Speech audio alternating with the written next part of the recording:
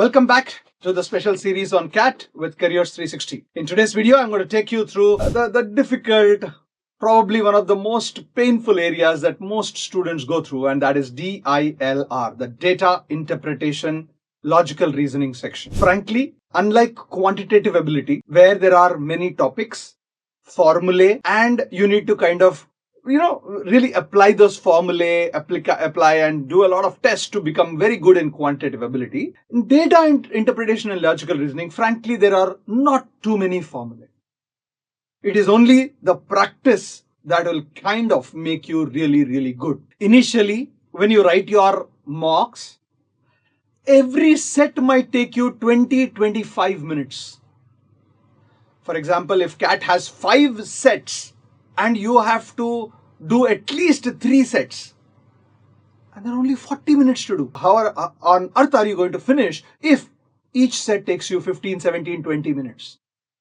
The only way to do that is by practice. But if that is all that is there for me to tell you, what is the big deal of having a full video on that?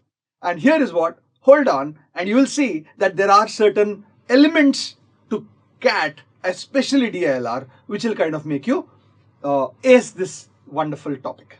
I really believe that this is one area, if you crack the set, you will get full marks. Remember, something similar is there in reading comprehension, for example. If you do reading comprehension, you would have understood the entire passage. You probably thought all the 4 questions that you are answered are correct, and you might just get all 4 wrong, which normally will never happen in DILR. That is the reason why I think investing time in DILR is really, really valuable. Let's look at it how. First, let's look at a very, very quick snapshot of DILR. At least when I look at the last few years of CAT, the number of questions are 22. CAT 24, for example, had 5 sets. Prior to that, there were 20 questions and 4 sets. Total time has been 40 minutes throughout. Plus 3 marks for every correct answer, minus 1 mark for every wrong answer. No negative for theta questions. But theta questions are so much more difficult. But what is important for you to notice is that if there are 22 questions, 3 marks per question, the total marks are 66, correct? And if you get just 30 marks, 32 marks, half, you will get a 97 plus percentile. But even if you get just 15 out of 66, that's just 1/4, you will get your cutoff. Remember, 75 plus percentile, 75 percentile is the cutoff for a general category student in IIM Ahmedabad. Other institutes take it at 80 percentile, which will be maybe 17, 18 marks, that is 6 questions, and 85 percentile for, let's say, an IIM Lucknow, which will be maybe 20 marks. That's it. Which means if there are 5 sets in your exam, 22 questions, you should do 1/3 of them approximately. 1/3, mind you, is 7. If you can get 7 correct, that means at least doing 2 sets, I think you're through at least getting the basic percentile. But I believe that a lot of you are also looking at a very high percentile. 98, 99 plus percentile. That's also 2 sets, 3 sets maximum out of 5. So the problem in data interpretation, logical reasoning is not the marks, it is the time that is available for us. We have only 40 minutes. Given enough time,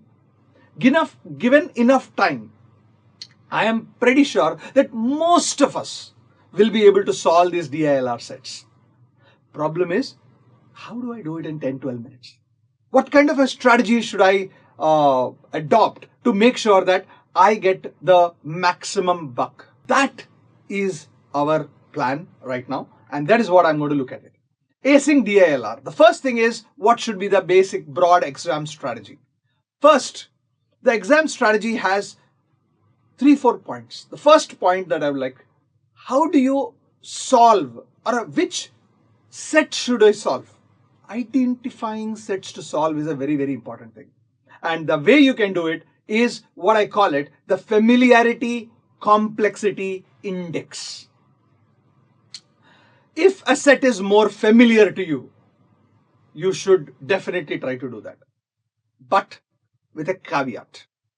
If it is too complex, even if it is very familiar, you will probably do it, but should not be your first choice of preparation or first choice of the set that you should look at. I can almost guarantee you, whether there are 4 sets in CAT or 5 sets in CAT, there will always be one set which will have highest familiarity and the lowest complexity. For almost everybody, I'm obviously assuming that you would put in some efforts to solve as many sets as possible before you go into the actual CAT exam. But if you have done that, the basic preparation that you have done, then when you are sitting in the CAT exam, you can be 100% sure, not even 99.99, you can be 100% sure that there will be at least one set, if not two, at least one set which will be highly familiar to you and with the least complexity that is possible. So the whole logic in DILR is to identify that one set. The second set that you need to identify, which you need to solve, is as a kind of a familiarity, but maybe slightly more complex, but avoid higher complex things. The third type of set, and this is where I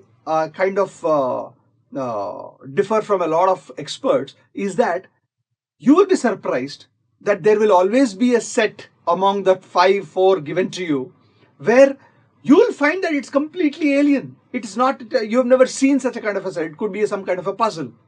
But the complexity will be so low, if you read it, you solve it. You read it, you solve it. And hence, you have to be clear about how to select sets and not only go with familiarity, only go with supposed your comfort zone. And that's what my second point is, avoiding preconceived decisions. I know a lot of students who say that, oh, I can't do I can't do DI sets, I will only focus on LR. I'll do arrangements, I'll do Venn diagrams, etc. kind of things. What if they are very, very difficult? The reverse may be true for a person who is very good in DI and thinking that, boss, I will only solve DI, but not solving my LR sets. Because there will be easy questions and there is no way you can figure out till you have gone through all the 4 or 5 sets that come in CAT, which of these are easy, which of these are solvable, which of these are complex and lengthy. So avoid preconceived decision making before you go into a mock itself. Forget about actually the CAT itself. In the CAT, you can't go with any kind of a preconceived notion. The next important thing as a strategy is, don't think about trying to solve all the questions. This is very important. Let's say the set has 5 questions. It is but natural that you think you have already spent time in it, correct? Therefore, let's say you have spent 12 minutes on that. If you have already spent 12 minutes, the first thing that comes to your mind saying that, okay, now I have done 3 questions, there are 2 more left out. Let me spend another 3, 4, 5 minutes for that. I think that's a very big mistake. Because one, you need to focus on questions rather than on the entire set. Unless, of course, it's a complete arrangement logical set where the entire thing comes into picture in one single go. In most of the cases, especially in CAT over the last 4 or 5 years, you may still crack the set.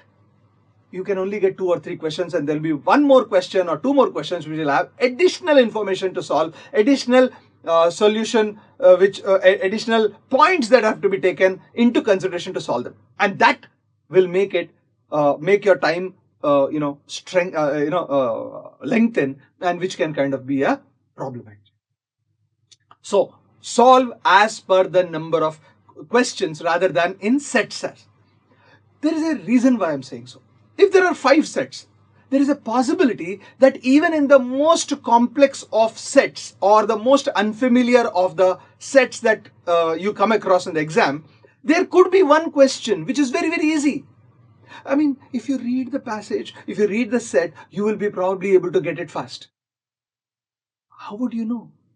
How would you know if you don't even read the questions? So it is not just the passage or the set that you will kind of quickly go through, but at least have a glance at the questions which are coming. And last, one very, very important point of an exam is that you need to have a stop loss. What do you mean by stop loss? Let's say you're very good in arrangement sets. What happens when you're arranging sets is that the moment you see, oh, I'm very familiar with this, therefore I'll start solving. 6-7 minutes are over. You're nowhere close to an answer. You're nowhere close to a structure. Forget about an answer. What do? Many a time, many students are, they panic, they get nervous, and they feel very under confident at that point of time, saying that, shit, this is my area, I am not able to solve, and actually give a lot more time to that set than they should. Very bad idea. There is something called a stop loss. If you're not able to solve in that exam, in that time, just get out of that. Don't worry about it. You will find some other questions which is easy, some other set which is easy. But because this is an exam which has to be done very, very clinically, your preparation also has to be clinical. On a day, if you're not able to solve any set, leave it alone. It's okay. Pick it up the next day. Pick it up the day after that. Doesn't matter. Stop loss is a very important game for exam. And then comes the preparation strategy. A very broad preparation strategy that I'm going to give you for DILR. First, you have to solve all the 15 original CATs of the last 5 years. There are 60 plus sets in them. Solve each of them as sets. Trust me, even if you solve these 60 properly, you will be in a fantastic position when you go into the CAT exam. Add to that, take up 20 mocks. In my 100 days to CAT video, I want you to go back and listen to that video. I tell you, I have given you an idea of how to do these 20 mocks. Solve every set from these and revise every set if possible once more. If you can do this, trust me, you can easily crack this DILR. In a nutshell, where I come from is, let's say you have 100 days. You do 2 sets a day. If you have 50 days, probably do 3 sets a day, 150 sets, 100 sets at least. And when you do 100 sets, my friends, I think you will be far stronger in the way you approach this DILR. Now, let's look at understanding each of these DI. Now that the paraphernalia, in that sense, as I call it, the exam strategy and the preparation strategy are done, let's look at what exactly comes in each of these areas. If you look at data interpretation, the latest types that are coming in the CAT exam are these. Caselets in data interpretation. Caselets with tables, ratios, numbers, percentages. A lot of sets are coming with tables given with missing numbers. A lot of DI with reasoning comes in. And a little less of bar charts, scatter plots, spider graphs, etc. The traditional DI continues to exist, like bar charts with percentages, bar charts with numbers, line graphs, table with cumulative frequency, embedded pie, multi-charts, etc. kind of things. Now, do you solve all of these also? My answer to that question depends on the time available. The focus should be on the latest types first, but to get to that latest types, the fundamental ones like the pie charts, the line charts, the bar charts, the stacked bars, etc. will be important too. So keep that in mind, solve a few of them, but focus more on the latest types. What is the way in which DI can be aced? DI requires certain concepts. First, what is data interpretation? So you're gathering information to interpret. You're gathering information, whatever the chart is, graph is, paragraph is, etc. Your job is to gather the first, these are the steps to make your GI very strong. Do it in a structured manner. Then, after gathering information, interpreting the graph or the chart or the passage, you are inferencing out something from it. Some kind of a number, some kind of a information kind of things. Which means there are calculations. So you will need speed calculations whether you like it or not. You need to know how to add fast, subtract fast, get your percentages well. Yes, there is a calculator which is given to you in the CAT exam, but it will take you more time than your actual calculation. So you get your basic calculations better right throughout your preparation journey. I would say give about 10 minutes a day, every day, to your calculations. It will help you. Additions and subtractions, quick multiplications, like I said. Then One very interesting and important areas are percentages. Percentage increase, percentage decrease. If you look at data interpretation, many questions are of this nature. Either percentages are asked or percentage increase and decrease are asked. And a few other things which you know will help you do your data interpretation or solve your data interpretation sets much better. Prime numbers which are less than 100, there are 25 of them. Prime numbers less than 50, there are 15 of them. Squares up to 20. And if you can, also the fractions up to 1 by 12.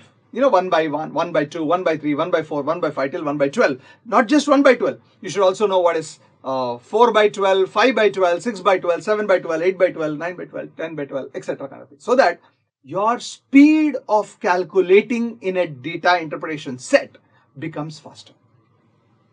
Similarly, let's look at what are logical reasoning section. What are the areas which are coming in? The latest terms are very simple, and they have been the same ones for the last 20 years actually. Arrangements, grouping and arrangements, grouping and distribution, matrix type logic games, lot of puzzles, project planning puzzles. There used to be times set theory used to have 3 elements. Of late, if you look at the last few CAT papers, there are 4 element set theory coming up. Games and tournaments, a favorite of CAT, and other logic games. Now, please realize, let's say even if you have only 30 days to solve, and these are something like 8 different types of sets. Every day, you, let's say solve, at the least level, 2 sets a day. If you have 30 days, you're talking about 60 days of solving. 60 days, 60 sets, sorry. If 60 sets you're talking about, and there are 8 different types of sets that you need to solve, each type you can solve 7 sets each. And trust me, when you solve a type of question 7 times, 7 different times, let's say games and tournaments, there are 7 different games and tournament sets that you solve. Chances are that when the 8th one comes in your way, you will be in a much better position to solve that. There are of course other traditional sets which keep coming in, broad basic arrangements, circular arrangements especially, ranking and ordering, binary logic, networks, set theory of 2 and 3, cubes, etc. Maybe, given the fact that over the last 5 years the CAT has changed, this will require you to give lesser attention. I'm not saying don't give attention. Depending on the time available, you spend time on these kind of sets too. What are the key concepts in LR that you need to know? First, connectives and syllogisms and deductions. These are very important. Understanding, because the conditions which are given in your logical reasoning sets are going to be either on connectives, if P then Q kind of connectives, or syllogisms, all A's are B's, all B's are C's, therefore all A's are C's. It looks very easy to solve it, but trust me, once you understand those things, it becomes easier to get your logical reasoning sets also correct. Then structures of your arrangements and distribution. How do you make that matrix quickly when you read a set? Maxima and minima concept. P and C, which is like I told you, if you have one of my videos, I talked about why P and C is important in the 100 days to CAT wala video, where P and C may be a difficult one, but will be useful in data interpretation. Set theory, tournaments like round robin and knockout tournaments, binary logic and cubes. These are some of the key concepts. If you know the basic key concepts, you will be able to ace your LR too. DI and LR is a fearsome area only because people do not practice. And the mantra of solving or mantra of acing DILR is practice and practice from your mocks, from your original CAT papers in a very systematic manner. Careers 360 is helping you in many ways to ace the DILR. One, there is a preparation series going on which has the ultimate DILR guide specifically for CAT 2025. Subscribe to it. Preparation series, there is also most scoring concepts which kinds of gets involved in that same area. Please make sure that you make the best use of it. And the last, but more importantly, the test series, which comes with 20 full mock length tests and with complete explanations.